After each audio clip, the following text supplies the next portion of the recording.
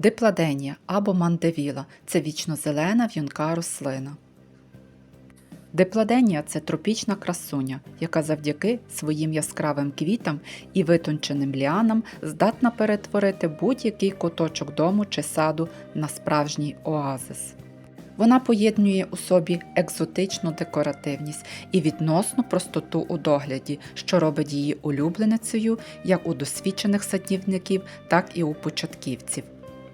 Ця рослина цвіте довго і рясно, даруючи власнику багато барв і натхнення протягом усього літа. Дипладенія – це ліана родом із Південної Америки, де вона росте у дикій природі, обвиваючи дерева та кущі і створює враження живого квітучого водоспаду.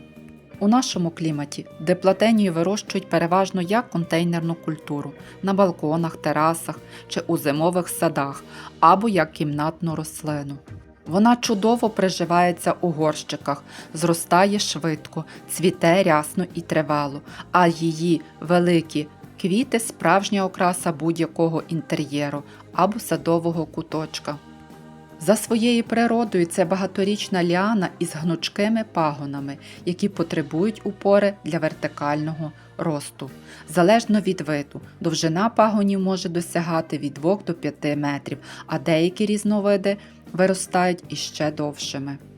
Листя у дипладенії щільне, темно-зеленого забарвлення із глянцевою поверхнею.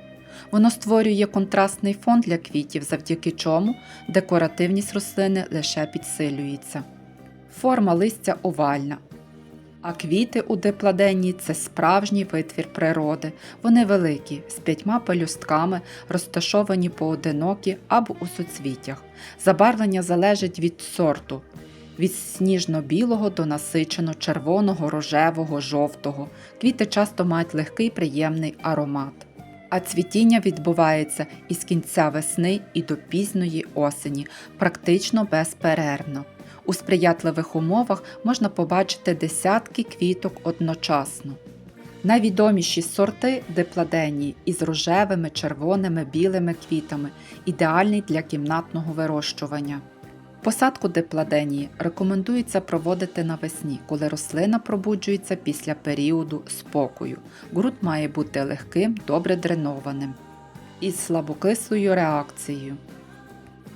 Вазон для дипладенії має бути глибоким і стійким, із обов'язковим дренажним отвором. Краще обирати керамічний або пластиковий горщик середнього розміру, щоб корені не застоювались у воді.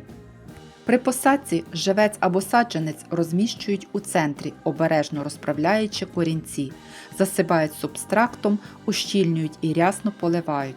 Якщо планується вертикальне зростання, одразу встановлюють опору.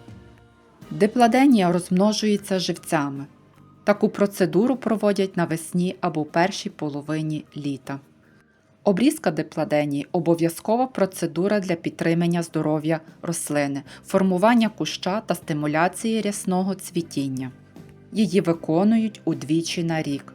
Формувальна обрізка навесні – це видаляють слабкі деформовані та зайві пагони, які загущують крону. І друга обрізка – на зиму дипладенії.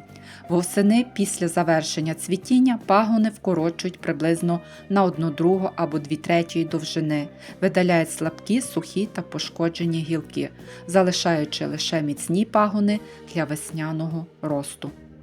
Це допомагає рослині легше перенести період спокою та стимулює активне цвітіння наступного сезону. У процесі росту можна регулярно прищіпувати верхівки пагонів. Пам'ятайте, що у дипладенії квіти формуються на нових пагонах.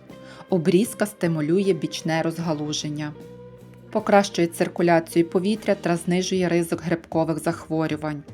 Але інструмент для обрізки має бути стерильним.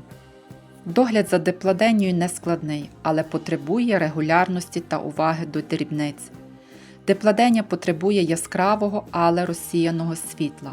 Найкраще вона почувається на східних та західних вікнах, де сонце не опікає листя.